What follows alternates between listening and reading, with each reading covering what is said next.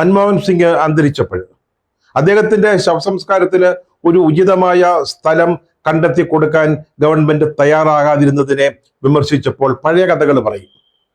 2013 മൻമോഹൻ സിംഗ് പ്രധാനമന്ത്രിയായിരിക്കുന്ന കാലത്ത് മുൻ പ്രധാനമന്ത്രിമാർക്കും പ്രസിഡന്റുമാർക്കും വൈസ് പ്രസിഡന്റുമാർക്കും അവരുടെ ശവസംസ്കാരത്തിന് ഒരു പ്രത്യേക സ്ഥലം തീരുമാനിച്ചുകൊണ്ട് ഉത്തരവിറങ്ങിയതാ. മന്ത്രിസഭ ഇക്കാര്യത്തിൽ ഒരു തീരുമാനമെടുത്തതാ. രാഷ്ട്രീയ സ്മൃതി സ്ഥൽ എന്ന പേരിൽ രാജ്ഘട്ടിനടുത്ത് തന്നെ ഏകതാ സ്ഥലത്തിന് തൊട്ട് സമീപത്തായിട്ട് അങ്ങനെ ഒരു സ്ഥലം കണ്ടെത്തുകയും ചെയ്തു. ഐക്യ ഗുജറാളിനെ അവിടെയാണ് സംസ്കരിച്ചത്. പിന്നീട് അടൽ ബിഹാരി വാജ്പേയി അന്തരിച്ചപ്പോൾ അദ്ദേഹത്തിന് അന്ത്യവിശ്രമ സ്ഥാനം ഒരുങ്ങിയതും ഈ രാഷ്ട്രീയ സ്മൃതി സ്ഥലിലായിരുന്നു. പക്ഷേ മൻമോഹൻ സിംഗിന്റെ കാര്യം വന്നപ്പോൾ 2 തവണ പ്രധാനമന്ത്രിയായ ആള് രാജ്യത്തെ സാമ്പത്തികമായ പ്രതിസന്ധിയിൽ നിന്ന് രക്ഷിച്ച് ഒരു പുതിയ യുഗത്തിലേക്ക് നടത്തിയ പ്രധാനമന്ത്രി അദ്ദേഹം അന്തരിച്ചപ്പോൾ അവിടെ ഒരു സ്ഥലം കൊടുക്കാൻ ഗവൺമെന്റ് തയ്യാറായില്ല. അതിനു പകരം പൊതുശ്മശാനമായ നിഗംബോധ് ഘട്ടിലാണ് ആ ശവസംസ്കാരം നടത്തിയത്. അതിന് ധാരാളം ന്യായങ്ങൾ പറഞ്ഞു. ഒരു ട്രസ്റ്റ് രൂപവൽക്കരിച്ച് ആ ട്രസ്റ്റിന് മാത്രമേ രാഷ്ട്രീയ സ്മൃതി സ്ഥലിൽ സ്ഥലം അനുവദിക്കാൻ പറ്റുകയുള്ളൂ എന്നൊക്കെയാണ് പറഞ്ഞത്. അവിടെ സ്മാരകത്തിന് സ്ഥലം തന്നേക്കാം എന്നൊരു വാഗ്ദാനം. പക്ഷേ അടൽ ബിഹാരി വാജ്പേയി മരിച്ചപ്പോൾ അദ്ദേഹത്തിന് അന്ത്യവിശ്രമം ഒരുങ്ങിയത് ട്രസ്റ്റ് ഉണ്ടാക്കിയിട്ടല്ല. ട്രസ്റ്റൊക്കെ ഉണ്ടാക്കുന്നതിന് മുമ്പ് തന്നെ ഈ പ്രപ്പോസ്ഡ് സ്ഥലത്ത് ദേശീയ നേതാക്കളുടെ അന്ത്യവിശ്രമത്തിനായി നീക്കി വച്ചിരിക്കുന്ന രാഷ്ട്രീയ സ്മൃതി സ്ഥലിൽ അദ്ദേഹത്തിന് സ്ഥലം വിട്ടുകൊടുത്തു. അവിടെയാണ് അദ്ദേഹത്തിന്റെ അന്തിമ കർമ്മങ്ങൾ നടത്തിയത്. ഇത് ചൂണ്ടിക്കാണിച്ചുകൊണ്ട് മൻമോഹൻ സിംഗിന്റെ കാര്യത്തിൽ എന്തുകൊണ്ട് ഈ വിവേചനം എന്ന് ചോദിക്കുമ്പോൾ നരസിംഹറാവുവിന്റെ ശവസംസ്കാരം നിങ്ങൾ എന്തുകൊണ്ട് ഡൽഹിയിൽ നടത്തിയില്ല, എന്തുകൊണ്ട് മൻമോഹൻ സിംഗിന് ഭാരതരത്നം കൊടുത്തില്ല, മുതലായ കാര്യങ്ങൾ ഉന്നയിച്ച് ഈ വീഴ്ചയെ, ഈ രാഷ്ട്രീയമായി വളരെ ബോധപൂർവം ചെയ്ത ഈ തെറ്റിനെ ന്യായീകരിക്കുന്ന ഒരു സ്ഥിതിയാണ് കഴിഞ്ഞ ദിവസങ്ങളിൽ സർക്കാരിന്റെയും BJPയുടെയും ഭാഗത്ത് നിന്ന് കണ്ടത്. അതുതന്നെയായിരുന്നു മണിപ്പൂരിന്റെ കാര്യത്തിൽ. അവിടെ ഉടൻ ഇടപെടേണ്ട ഒരു സാഹചര്യമുണ്ട്. അത് ചൂണ്ടിക്കാണിക്കുമ്പോൾ പ്രശ്നം അതീവ ഗുരുതരമാണെന്ന് പറയുമ്പോൾ ഇതൊക്കെ കഴിഞ്ഞ സർക്കാരിന്റെ നയവൈകല്യത്തിന്റെ അതിന്റെ വീഴ്ചകളുടെ ഫലമാണെന്ന് പറഞ്ഞ് പീലാത്തോസിനെ പോലെ കൈ കഴുകിയിരിക്കുകയാണ് മോദിയും BJP സർക്കാരും ചെയ്തത്. ഇപ്പോൾ എല്ലാ നാണവും വെടിഞ്ഞുകൊണ്ട് മുഖ്യമന്ത്രി ബിരേൻ സിംഗ് മാപ്പ് ചോദിക്കുകയാണ്. ഒരുപാട് ആളുകൾക്ക് പ്രിയപ്പെട്ടവരെ നഷ്ടപ്പെട്ടു. പലർക്കും വീട് വിട്ടു പോകേണ്ടി വന്നു. അരുതാത്തത് പലതും സംഭവിച്ചു. ഞാനതിന് മാപ്പ് ചോദിക്കുകയാണ്. പഴയതൊക്കെ മറന്നും പുറത്തും നമുക്കൊരു പുതിയ ജീവിതം തുടങ്ങാം. അതിന് സഹായിക്കണമെന്ന് ഞാൻ നിങ്ങളോട് അപേക്ഷിക്കുകയാണ്. ആലോചിച്ച് നോക്കണം, കഴിഞ്ഞ 19 മാസക്കാലം അവിടെ എന്താണ് നടന്നത്? അവിടെ ബന്ധുക്കളെയും സ്വന്തക്കാരെയും നഷ്ടപ്പെട്ട ആളുകൾക്ക് അവരെ തിരിച്ചു കിട്ടുമോ? അതേസമയം അന്ന് കൃത്യമായ നടപടി എടുത്തിരുന്നെങ്കിൽ, യുക്തമായ പ്രതിരോധം തീർത്തിരുന്നുവെങ്കിൽ ഈ കൊലപാതകങ്ങൾ ഒഴിവാക്കാമായിരുന്നു. പക്ഷെ എന്താണ് അവിടെ ഉണ്ടായത്? നിർബാധം കൂട്ടക്കൊല നടക്കുകയായിരുന്നു, വെടിവെപ്പ് നടക്കുകയായിരുന്നു. ദേവാലയങ്ങൾ കത്തിച്ചു. ആ ദേവാലയങ്ങൾ നമുക്ക് വീട്ടിൽ പുതുക്കി പണിയാം, വീട് നഷ്ടപ്പെട്ടവർക്ക് വീട് കൊടുക്കാം, അവരെ തിരിച്ചു കൊണ്ടുവരാം, ഇതൊക്കെ സാധിക്കും. പക്ഷെ ജീവൻ നഷ്ടപ്പെട്ടവരുടെ ബന്ധുക്കളോട് ചീഫ് മിനിസ്റ്റർ ബിരേൻ സിംഗ് താങ്കൾക്ക് എന്താണ് പറയാനുള്ളത്? അവരെ താങ്കൾക്ക് എങ്ങനെ ആശ്വസിപ്പിക്കാൻ സാധിക്കും? താങ്കളുടെ ഈ അർത്ഥമില്ലാത്ത ഈ മാപ്പപേക്ഷ കൊണ്ട് അവർക്ക് എന്ത് പ്രയോജനമാണ് ഉണ്ടാവുക?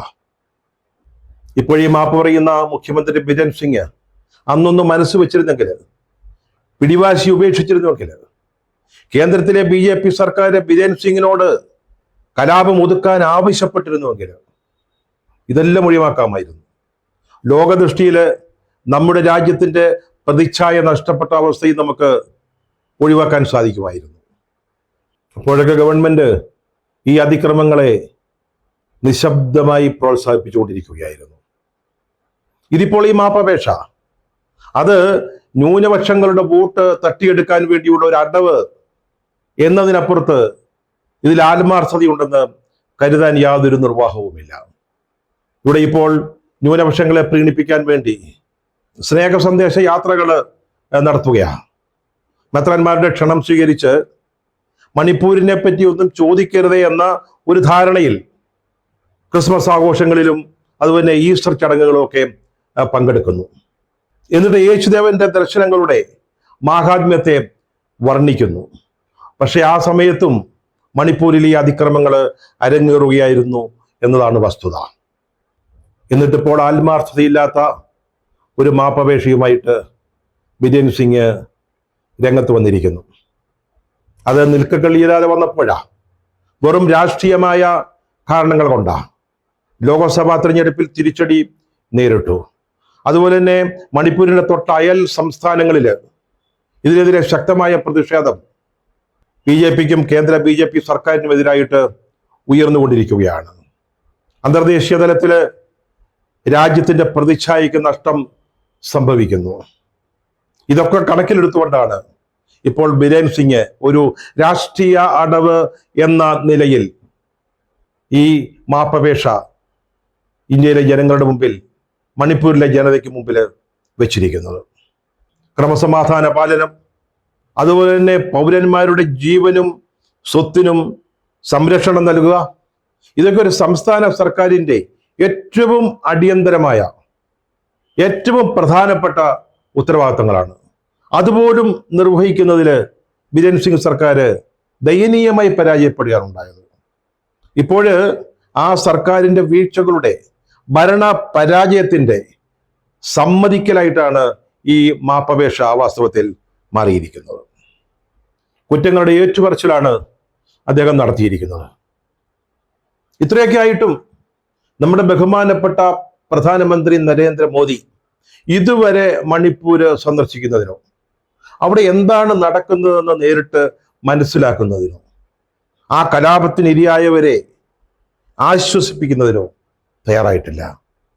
അദ്ദേഹം ലോകമേ തറവാട് എന്ന് പറഞ്ഞുകൊണ്ട് എല്ലാവരെയും ചേർത്ത് പിടിക്കുന്നതും ഉൾക്കൊള്ളുന്നതുമാണ് ഭാരതീയ സംസ്കാരത്തിന്റെ സത്ത എന്ന് ലോകത്തെ പറഞ്ഞ് മനസ്സിലാക്കുന്നതിന് ലോകമെമ്പാടും രാജ്യത്തുടനീളം സഞ്ചരിക്കുന്നുണ്ട്, പ്രസംഗിക്കുന്നുണ്ട്, ആളുകളെ കാണുന്നുണ്ട്. പക്ഷെ അദ്ദേഹത്തിന് ഇതുവരെ മണിപ്പൂരിലേക്ക് പോകുന്നതിനോ അവിടുത്തെ പ്രശ്നങ്ങളിലൊന്നും ഇടപെടുന്നതിനോ, പ്രധാനമന്ത്രിക്ക് ഇടപെടാമല്ലോ, പ്രധാനമന്ത്രിക്ക് കർശനമായ നിർദ്ദേശം മുഖ്യമന്ത്രിക്ക് നൽകാൻ പറ്റുമല്ലോ, കലാപത്തെ അടിച്ചമർത്തണം, ഈ രീതിയിലല്ല ഭരണം നടത്തേണ്ടത് എന്ന് സ്വന്തം പാർട്ടിയിലെ മുഖ്യമന്ത്രിയോട് പറയാമല്ലോ. പക്ഷെ ഇതൊന്നും അദ്ദേഹത്തിന്റെ ഭാഗത്തു നിന്ന് ഉണ്ടായിട്ടില്ല. മിസ്റ്റർ ബിരേൻ സിംഗ് ഇപ്പോൾ കാലം തെറ്റിയുള്ള ഒരു മാപ്പപേക്ഷയുമായിട്ട് താങ്കൾ വന്നിരിക്കുക.